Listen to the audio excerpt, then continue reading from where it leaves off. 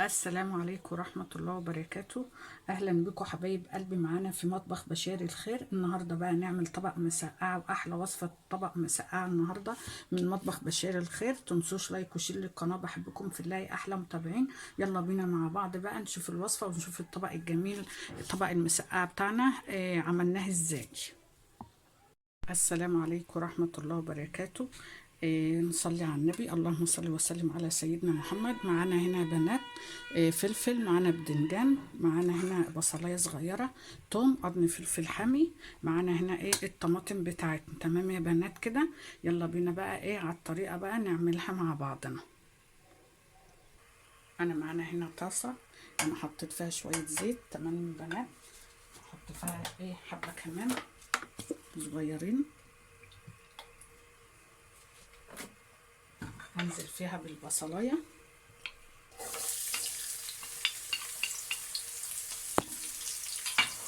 معانا هنا الطاسه التانية دي بقى انا حطاها عشان اقلي فيها البدنجان بتاعي. البصلايه بتاعتي طبعا مش هنحمرها قوي عشان المسقعه بتاعتي ما تبقاش حمر. تمام يا بنات. انا هديها بس تتبيله بس كده في الاول.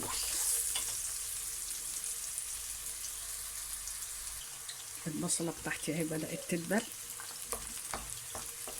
هنزل بيها بقى بفص الثوم وقرن الفلفل الحامي.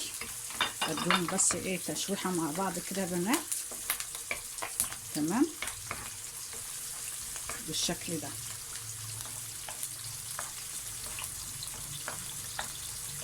والطاسه التانية انا حطيت فيها الباذنجان يتحمر معايا.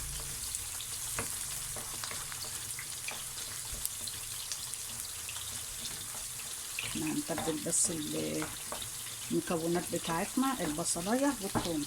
تمام يا بنات. هنا البصله بتاعتنا احمرت اهي، ننزل بيها بقى بشويه الطماطم.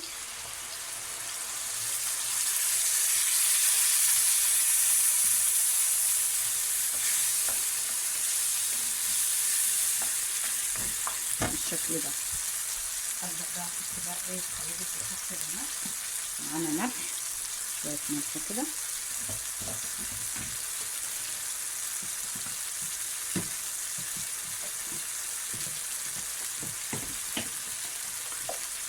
شويه كزبره ناشفه، شويه كمون حلوين كده،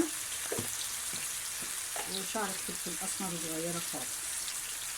من البنات نسيبها بقى تسبك مع نفسها كده. معانا الباذنجان بتاعنا يتحمر. هنا بقى الصلصه بتاعتنا يا بنات. بسم الله ما شاء الله، ما اقولكمش على الريحه. الريحه بتاعتها جميله. وهنا بقى اخر حاجه في الباذنجان اهي يا بنات تحمر. وانزل بقى بالفلفل.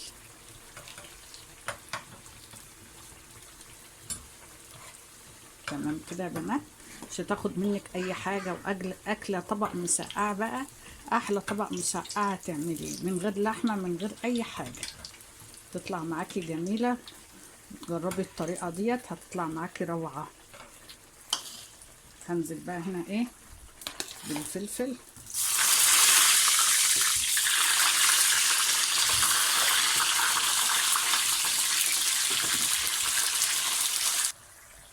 هنا بقى الصلصه بتاعتنا بقت زي الفل. هنزل بيها بقى بمعلقه توم كده كمان نيه عليها. انا كان التوم ما حطيتش الكميه اللي معايا كلها، سبت معلقه كده. بحب احطها قبل ما انزل فيها الفلفل.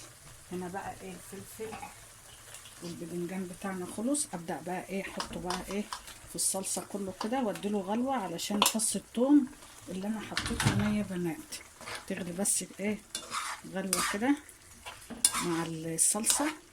بسم الله ما شاء الله. الريحه روعه روعه كده يا وجمالها كده. ريحه جميله. بسم الله ما شاء الله. طبق مسقعه بقى روعه. تاخد بس كده غلوه كده معاها عشان فص الثوم الني. وبكده بقى يا بنات خلصنا الطبق المسقعه بتاعنا. هنفضيه بقى بالشكل ده. طبق مسقعه ناشف ما فيهوش اي زيت. احلى مسقعه تاكليها من غير زيت.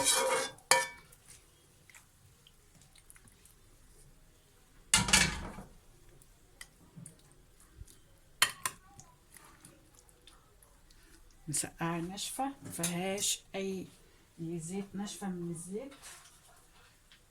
تمام يا بنات، بسم الله ما شاء الله.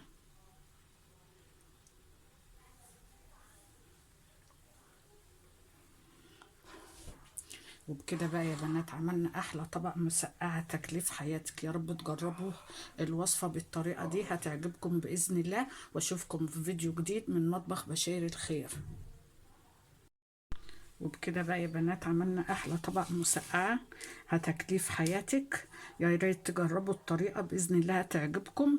اشوفكم في فيديو جديد باذن الله من مطبخ بشاير الخير.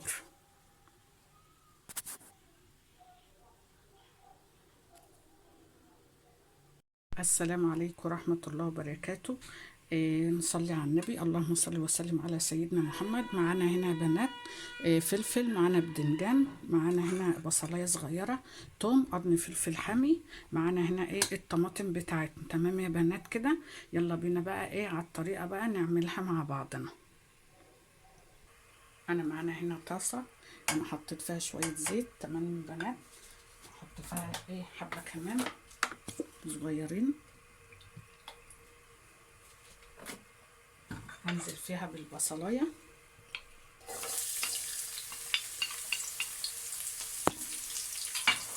معانا هنا الطاسه التانية دي بقى انا حطاها عشان اقلي فيها البدنجان بتاعي. البصلايه بتاعتي طبعا مش هنحمرها قوي عشان المسقعه بتاعتي ما تبقاش حمرا. تمام يا بنات.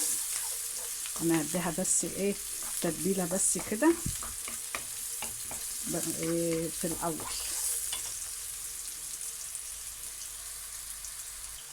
البصله بتاعتي اهي بدات تدبل. هنزل بيها بقى بفص الثوم وقرن الفلفل الحامي. اديهم بس تشويحه مع بعض كده يا بنات. تمام بالشكل ده.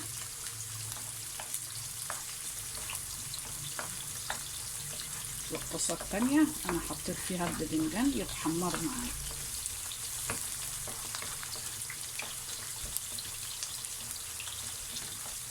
هنتبل بس المكونات بتاعتنا، البصلايه والثوم.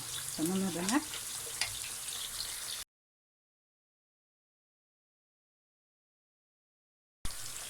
هنا البصله بتاعتنا احمرت اهي. ننزل بيها بقى بشويه الطماطم.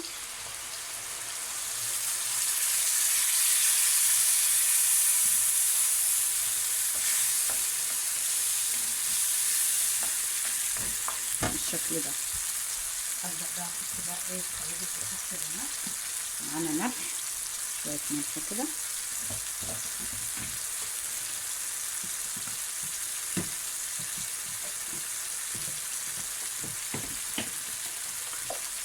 شويه كزبره ناشفه، شويه كمون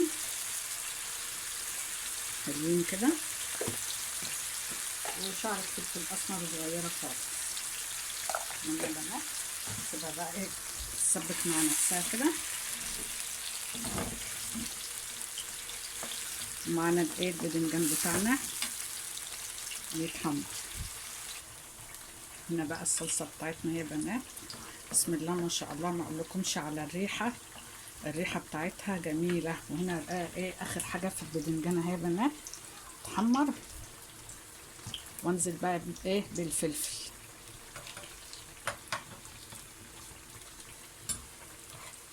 تمام كده يا بنات. مش هتاخد منك اي حاجه. واكله طبق مسقعه بقى، احلى طبق مسقعه تعمليه من غير لحمه من غير اي حاجه، تطلع معاكي جميله. جربي الطريقه ديت هتطلع معاكي روعه. هنزل بقى هنا بالفلفل.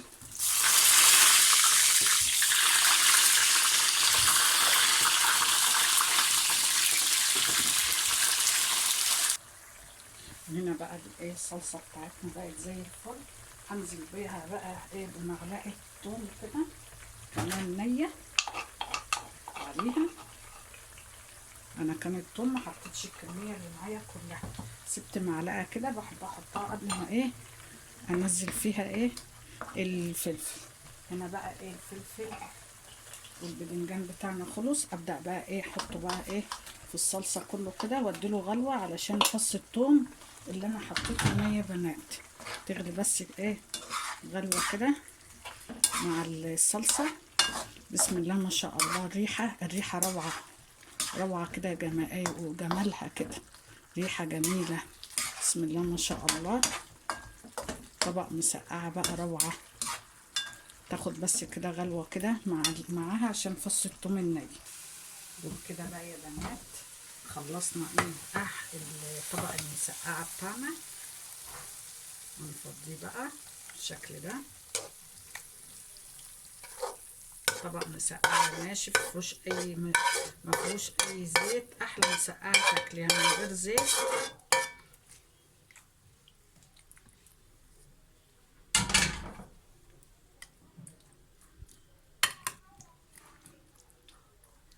مسقعه ناشفه مفيهاش اي زيت، ناشفه من الزيت. تمام يا بنات. بسم الله ما شاء الله.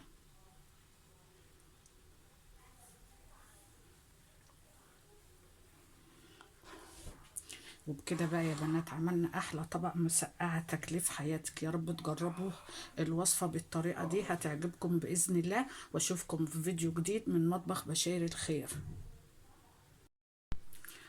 السلام عليكم ورحمة الله وبركاته. أهلا بكم حبايب قلبي معانا في مطبخ بشير الخير. النهاردة بقى نعمل طبق مسقعة وأحلى وصفة طبق مسقعة النهاردة من مطبخ بشير الخير. تنسوش لايك وشير للقناة، بحبكم في الله أحلى متابعين. يلا بينا مع بعض بقى نشوف الوصفة ونشوف الطبق الجميل طبق المسقعة بتاعنا عملناه ازاي. السلام عليكم ورحمة الله وبركاته. نصلي على النبي. اللهم صل وسلم على سيدنا محمد. معانا هنا بنات فلفل، معانا بدنجان، معانا هنا بصلايه صغيره، توم، قرن فلفل حامي، معانا هنا ايه الطماطم بتاعتنا. تمام يا بنات كده. يلا بينا بقى ايه على الطريقه بقى نعملها مع بعضنا. انا معانا هنا طاسه انا حطيت فيها شويه زيت. تمام يا بنات. احط فيها ايه حبه كمان صغيرين. هنزل فيها بالبصلايه.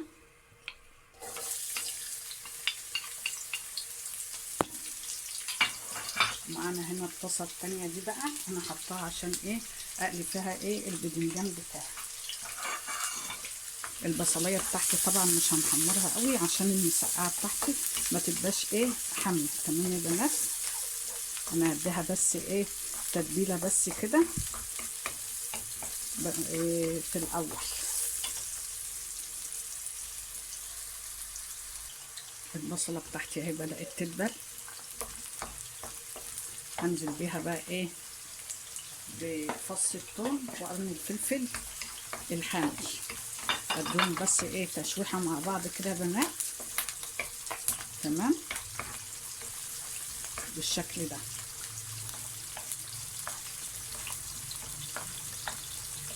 والطاسه التانية انا حطيت فيها البدنجان يتحمر معايا.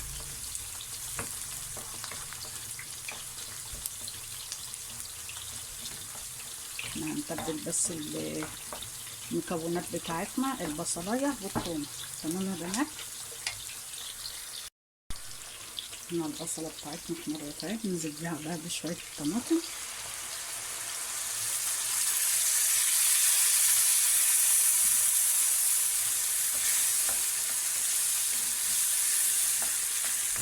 بالشكل ده. هبدا بقى احط بقى ايه خليط الخس هنا. معانا ملح شويه ملح كده.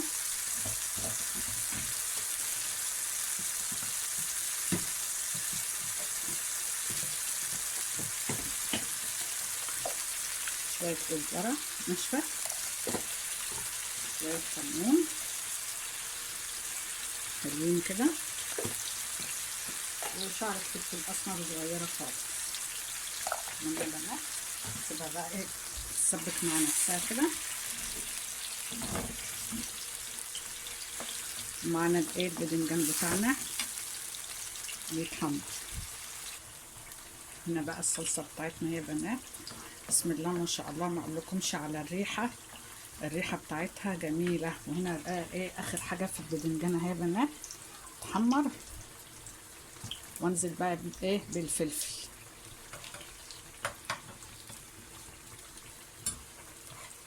تمام كده يا بنات، مش هتاخد منك اي حاجه.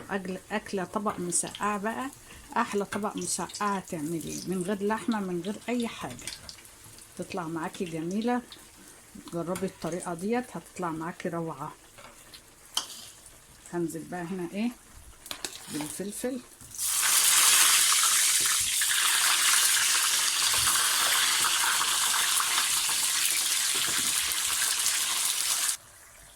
هنا بقى ايه الصلصه بتاعتنا بقت زي الفل.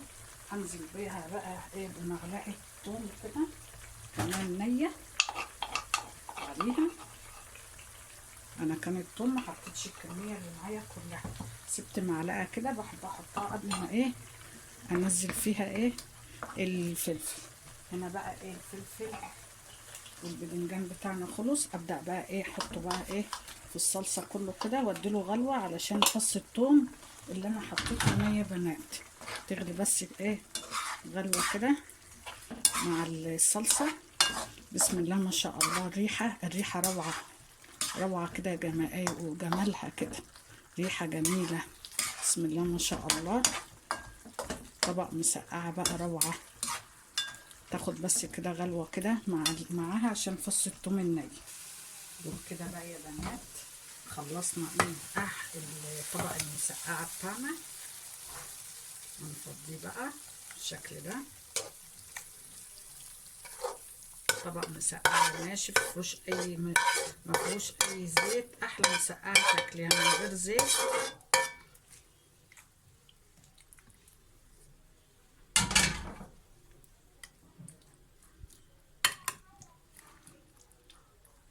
مسقعه ناشفه مفيهاش اي زيت، ناشفه من الزيت. تمام يا بنات، بسم الله ما شاء الله.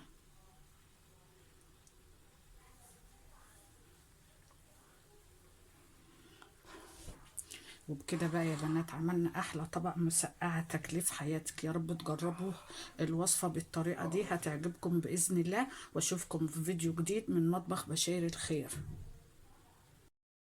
وبكده بقى يا بنات عملنا احلى طبق مسقعه هتاكليه في حياتك. يا ريت تجربوا الطريقه باذن الله هتعجبكم. اشوفكم في فيديو جديد باذن الله من مطبخ بشاير الخير.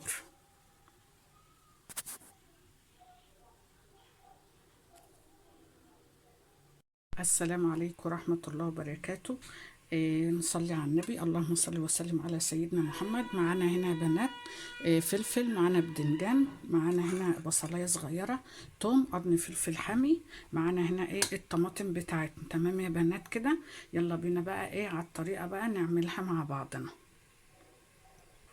انا معانا هنا طاسه، انا حطيت فيها شويه زيت. تمام يا بنات، احط فيها ايه حبه كمان صغيرين. هنزل فيها بالبصلايه.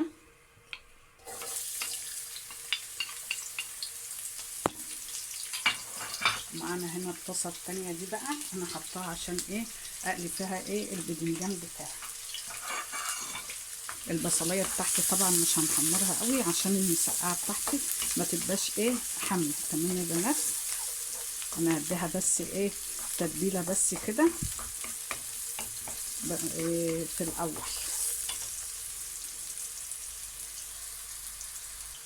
البصله بتاعتي اهي بدات تدبل. هنزل بيها بقى ايه بفص الثوم وقرن الفلفل الحامي، اديهم بس ايه تشويحه مع بعض كده يا بنات. تمام بالشكل ده.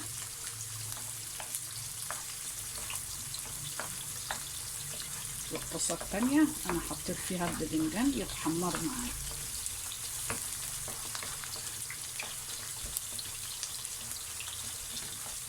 هنتبل بس المكونات بتاعتنا البصلايه والثوم. تمام يا بنات.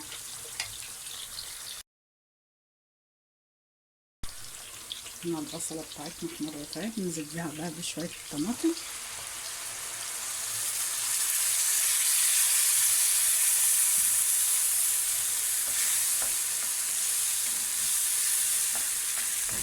بالشكل ده. ابدأ بقى احط بقى ايه توابل كده هنا، معانا ملح، شوية ملح كده،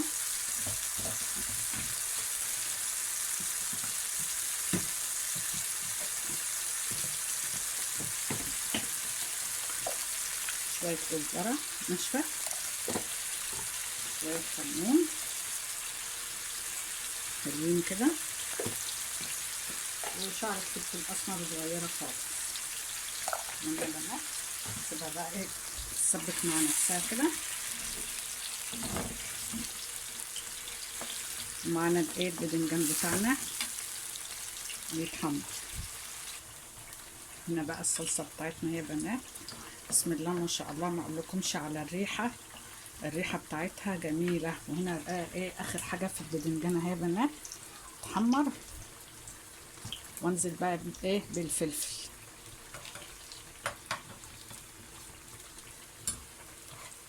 تمام كده يا بنات، مش هتاخد منك اي حاجه. اكله طبق مسقعه بقى، احلى طبق مسقعه تعمليه من غير لحمه من غير اي حاجه، تطلع معاكي جميله. جربي الطريقه ديت هتطلع معاكي روعه. هنزل بقى هنا ايه بالفلفل.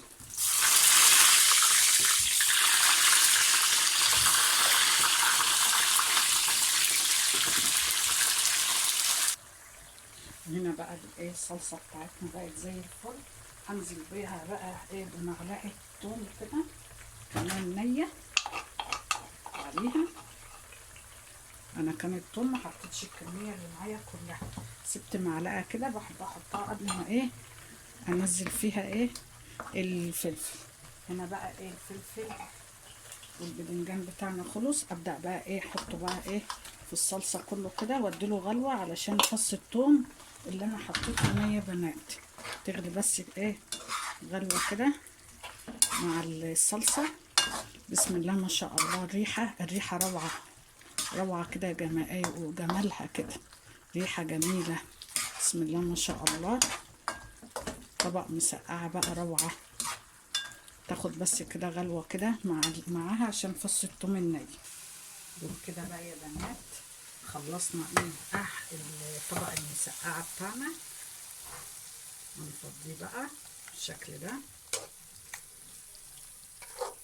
طبق مسقعه ناشف ما فيهوش اي زيت. احلى مسقعه تاكليها من غير زيت.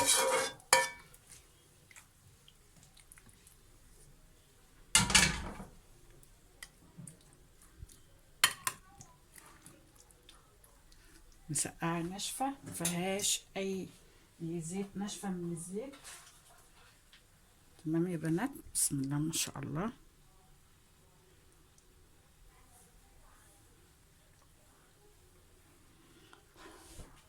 وبكده بقى يا بنات عملنا احلى طبق مسقعه تاكليه في حياتك. يا رب تجربوا الوصفه بالطريقه دي هتعجبكم باذن الله. واشوفكم في فيديو جديد من مطبخ بشاير الخير. وبكده بقى يا بنات عملنا احلى طبق مسقعه هتاكليه في حياتك. يا ريت تجربوا الطريقه باذن الله هتعجبكم. اشوفكم في فيديو جديد باذن الله من مطبخ بشاير الخير.